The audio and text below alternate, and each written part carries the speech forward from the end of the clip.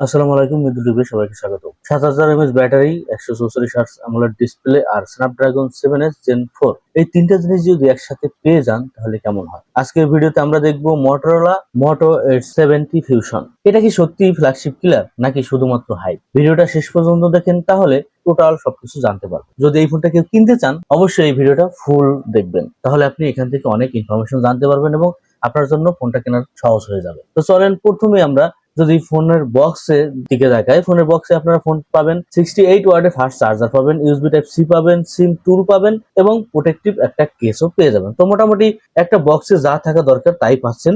এবার আমরা ফোনের বক্স পাশে রেখে ডিজাইন এবং বিল্ড কোয়ালিটির দিকে তাকাই, তাহলে ডিজাইনে আপনারা প্রথমেই লক্ষ্য করলে দেখতে পারবেন যে আমরা এর আগে যারা 50 দেখেছেন, তো এই 50রই কিছুটা একটু ক্যামেরার দিকে মডিফাই করছে, তাছাড়া ডিজাইনটা কিন্তু সেম। মোটো ফোনগুলো কিন্তু আমার কাছে বেশ ভালো লাগে, কারণ কার্ভ সিস্টেম থাকে আর কার্ভের প্রতি আমার একটু দুর্বলতা আছে অনেক আগে থেকেই। কার্ভ ডিসপ্লে বা ফোনটা কার্ভ হওয়ার কারণে ধরে অন্যরকম একটা ফিল পাওয়া যায়, যা আমার কাছে আরামদায়ক মনে হয় এবং ফোনটা দেখতেও কিন্তু ফ্ল্যাগশিপ ভাইব দেয়। এরপর আমরা যদি ফোনের বিশেষ দিকগুলো যদি নজর দেই, তাহলে এই ফোনটার থিকনেস আপনারা পেয়ে যাচ্ছেন 7.99 মিলিমিটার। ওয়েট পাচ্ছেন 193 গ্রামের কাছাকাছি। ওয়েটটা একটু বেশি মনে হলেও ব্যাটারিটা কিন্তু এখানে ৭০০০ ব্যাটারি, এইটা আপনার মনে রাখতে হবে। এবং প্রোটেকশন হিসেবে পেয়ে যাচ্ছেন গরিলা গ্লাসের 7i প্রোটেকশন, যার সবচেয়ে ইন্টারেস্টিং বিষয়। এর সাথে সাথে আরো মজার বিষয় হচ্ছে IP68 এবং IP69 ওয়াটার এবং ডাস্ট রেজিস্ট্যান্স পেয়ে যাচ্ছেন, মানে পানিতে পড়ে গেলেও ভয়ের কিছু নেই। আপনারা এই ফোনটা তিনটা কালারে পেয়ে যাবেন। ওভারঅল যদি আমি দেখি তাহলে ফোনটা ডিজাইনটা প্রিমিয়াম এবং স্লিমও বটে। টোটাল ডিজাইনটা আমার কাছে দুর্দান্ত লাগে। ফোনের আশেপাশে এবং ভিতরের দিকে যদি নজর দেই, তাহলে আপনারা এখানে ডুয়েল স্টোরেজ স্পিকার পাবেন, ডলবয় অ্যাটমস পাচ্ছেন, ওয়াইফাই 6E পাচ্ছেন, ব্লুটুথ 6.0 পাচ্ছেন, NFC সাপোর্টও আছে, audio experience loud and clear. তাছাড়া ওরা বলতেছে আপনারা এই অ্যান্ড্রয়েড 16 পেয়ে যাচ্ছেন, আরো মেজর 3টা আপডেট পাবেন, যা বলবো আরো দুর্দান্ত একটা প্লাস পয়েন্ট। এবার আমরা ফোনের ডিসপ্লের দিকে যদি তাকাই, এই ফোনের ডিসপ্লের দিকে সবসময় ভালো নজর দেয়। এই ফোনটা তো তেমনটাই, যেমন 6.78 অ্যামোলেড ডিসপ্লে পাচ্ছেন, 144 হার্টজ রিফ্রেশ রেট পাচ্ছেন। এই রিফ্রেশ রেট থাকার কারণে আপনার স্মুথ একটা ব্যাপার পাবেন এবং অ্যাপ এবং সোশ্যাল মিডিয়া ইউজের ক্ষেত্রেও দুর্দান্ত একটা পারফরমেন্স এখানে লক্ষ্য করবেন। HDR10 প্লাস সাপোর্টও আছে। ব্রাইটনেস হিসেবে এখানে পেয়ে যাচ্ছেন 5200 নিটস ব্রাইটনেস, যা বলবো দুর্দান্ত। আপনি যখন বাইরে ডিরেক্ট সানলাইটে ইউজ করবেন তখন কিন্তু আপনি ক্লিয়ারলি দেখতে পাবেন।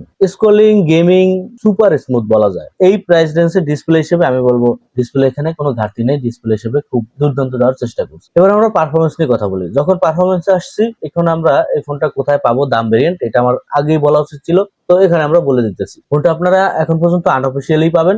এই ফোনগুলোর ইন্ডিয়ান ভেরিয়েন্টে আপাতত আমরা পাচ্ছি যেমন 8GB র্যাম, 128GB রম 38,000 টাকায়, এবং 8GB র্যাম 256GB রম 43,000 টাকায়, 12GB র্যাম 256GB রম 48,000 টাকায় র্যাম রম।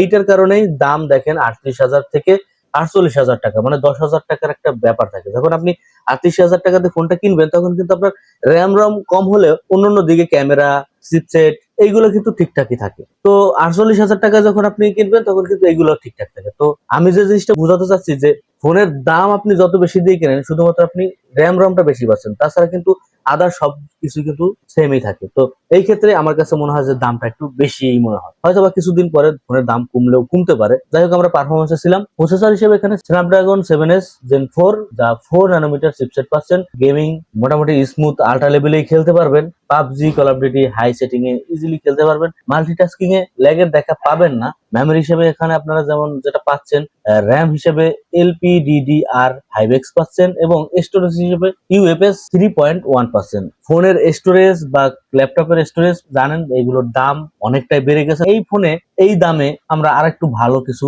আশা করতে পারি, কারণ এর সাথে কম বাজেটেও কিন্তু অনেক ভালো ভালো গেমিং ফোন আমরা দেখতে পাই।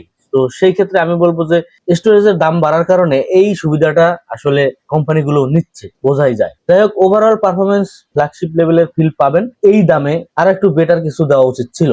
এবার আমরা ক্যামেরা নিয়ে যদি কথাবার্তা বলি, ক্যামেরা হিসেবে এখানে আপনারা মেইন ক্যামেরা যেটা পাচ্ছেন 50 মেগাপিক্সেল মেইন ক্যামেরা, যা সোনি LYTIA 710 পাচ্ছেন এবং সাথে পাচ্ছেন 13 মেগাপিক্সেল আল্ট্রা ওয়াইড। আর একটা ক্যামেরা দিচ্ছে, এটা একদম হুদাই, এখানে কিন্তু টেলিফটোটা দিতে পারতো, এই ফোনে কোনো টেলিফটো পাচ্ছেন না। আমি বলবো এই যে হুদাই একটা ক্যামেরা মডিউল ধরাই না দিয়ে এখানে একটা টেলিফটো দেওয়া উচিত ছিল, কারণ এর চাইতে কম বাজেটে বা এই বাজেটে কিন্তু আমরা টেলিফটো দেখতে পাই। এবার আমরা যদি ক্যামেরা পারফরমেন্স দেখি, তাহলে ক্যামেরা পারফরমেন্স হিসেবে আপনারা ডে লাইটে শার্প ন্যাচারাল কালার ঠিকঠাকই আছে, নাইট মোডে গুড ডিটেলস পাবেন, নয়েজ পাবেন তবে মোটামুটি লেভেলের নয়েজ পাবেন, এবং কিছু কিছু ক্ষেত্রে ফটোগুলো একটু সফট করে ফেলে। এবার আমরা সেলফির দিকে যদি নজর দিই, সেলফি হিসেবে এখানে পাচ্ছেন 32 মেগাপিক্সেল সেলফি ক্যামেরা। এই সেলফি ক্যামেরাও ডে লাইটে শার্প ন্যাচারাল কালার ঠিকঠাকই আছে। সোশ্যাল মিডিয়াতে রেডি টাইপের একটা ফটো পাবেন, সেই ফটোটাই আপনি সোশ্যাল মিডিয়া দিতে পারবেন, এমন টাইপের ফটো আপনারা এখানে পাবেন। নাইট মোডে এরকম গুড ডিটেলস এবং হালকা হালকা নয়েজ ক্যাপচার করে। ভিডিও রেকর্ডিং করতে পারবেন আপনারা সেলফি এবং মেইন ক্যামেরা দুটো দিয়ে 4K এবং